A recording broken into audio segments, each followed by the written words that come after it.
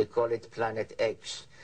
They mean maybe the unknown planet, but it's also the 10th planet. They called it Nibiru, which means planet of the crossing, and the ancient symbol was the cross, not from Christian times, but from 6,000 years ago. And they say that this planet, the 12th member of our solar system, has a very large orbit of 3,600 years, and every 3,600 years it comes between Mars and Jupiter close to us. And it is then, they said, that people that look like us, not with little horns or green, people that look like us, started to come between their planet and Earth about 450,000 years ago. Why do they look like us? We look like them.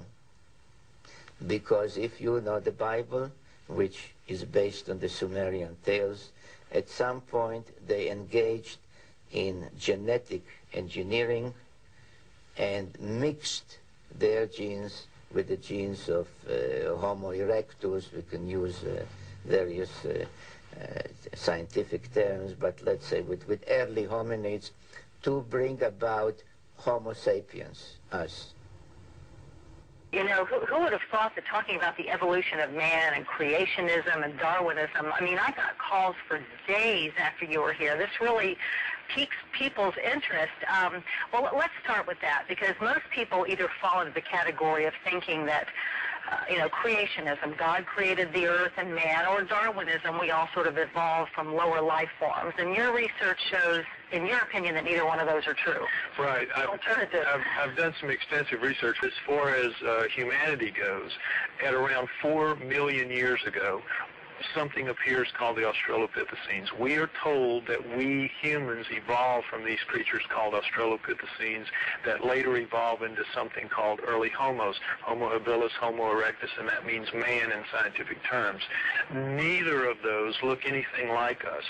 We've all seen the skulls and the body parts in National Geographic. They don't look anything like us. They have no foreheads. They have big brow ridges. They have large, round, nocturnal night vision eyes. They have big, wide noses. Mouths stick off their face, no chin, long arms that dangle down to their knees.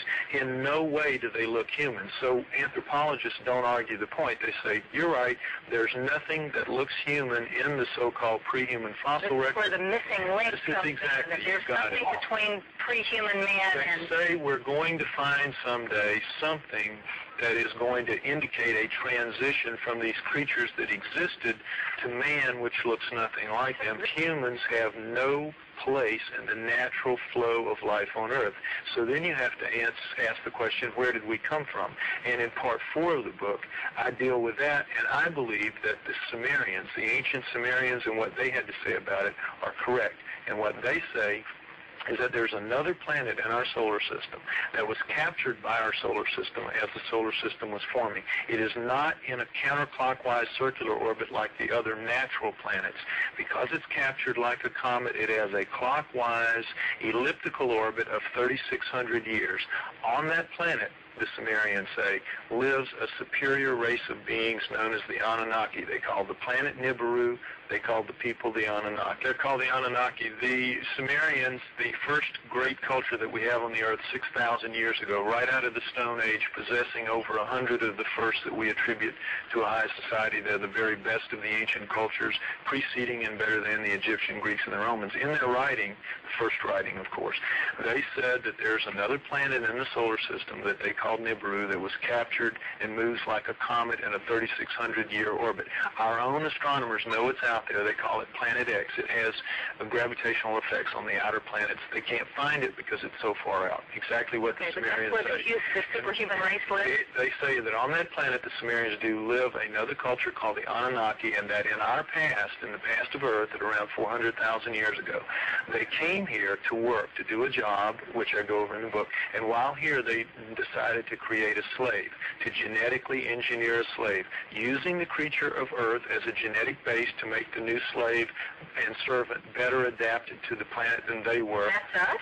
That's us. Basically, the Anunnaki said in their writings that the Sumerians left behind.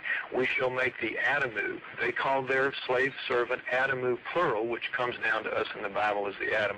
We shall make the Adamu in our own image, after our own likeness, word for word in the Bible, and they did that. So no, wait a minute. You're look saying like that we, the modern race of people, were genetically engineered by this superhuman race of aliens that came from another planet. And that we look like them. In the cylinder seals that we have, the 5,000 or so cylinder seals that we have out of the Sumerian culture, depicting gods and humans on the same cylinder seal at the same time, they always look the same. And this is why we only use 10% of our brains. They genetically engineered our brains. They gave us their bodies. We have, you will notice, we have tremendously reduced strength from primates. If we descended from primates, where did our strength go? Every primate is 5 to 10 times stronger than we are pound for pound. How did we lose 2 chromosomes? All primates have 48 chromosomes. We have 46. That is an awful lot of DNA. Where did it? If you read the Sumerian texts, the Anunnaki flourished from around 400,000 years ago, and by the way, they called where they lived in the Tigris-Euphrates Valley, the Eden. That was their word for where they lived. We've heard Adam, and we've heard Eden. Well, it turns out that a lot of the Old Testament is an attempt to rewrite the Sumerian epics of creation because they were considered to be the guys with the word. I have to break here. The catastrophes described in ancient sources were traumatic experiences common to all mankind.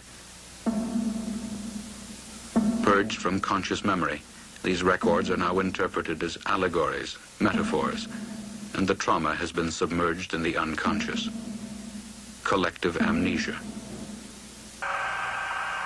A revolutionary theory of the universe based on the records of the past has challenged the fundamental beliefs of modern science for more than 2 decades. Today, the unexpected findings of space explorations have confirmed many of the predictions of this theory. Mountains were born and mountains collapsed. Land and sea changed places. Great streams of lava flowed. The sea boiled and evaporated. Such were the scenes of unimaginable violence during the times of global catastrophe, as recorded by the ancients. Here in the New York Herald Tribune, Explosion in Science, the artist's conception of what happened when the heavens burst. What happened during the 1500 BC upheaval, which we read about in the Bible as the exodus of the Israelites from Egypt, and the phenomena or upheaval that accompanied that. And this is the artist's conception of what happened in Palestine and Mexico and China. Lightning, meteorites being rained down as the comet's head came closer to the earth, followed by floods. Same in Mexico, where water swept over the entire land, great gigantic tides. There were repeated changes in the Earth's orbit, in the lengths of day, the seasons, and the year. In these catastrophes, entire species of animals were annihilated. Others proliferated from wholesale mutations. Mankind was decimated. Civilizations destroyed. One of the most interesting cases that are these mammoths that are frozen in the Yukon or in Alaska, frozen in the muck and the gravel of that area, that still have food in their mouths. The flesh has been preserved in the ice, so that actually when they were dug out, when they were digging for gold, they could actually feed the flesh of these animals to sledge dogs. Whatever happened happened suddenly, as for example the tilting of the axis of the earth and freezing them right there where they were found. Why did the ancients worship stars or planets that the average person can't pick out of the sky today? And yet all of our ancient heritage that comes to us in terms of architecture, writing, and so on, they're actually obsessed with the idea of worshiping these stars, these dreaded planets. All mankind through the years have worshipped stars that we can't even pick out of the sky today. Now why? Why were they so obsessed with them? Unless in some way these stars were threats to them, in some way impressed themselves upon ancient man. A book like Old Testament is read maybe more than any other books through the centuries.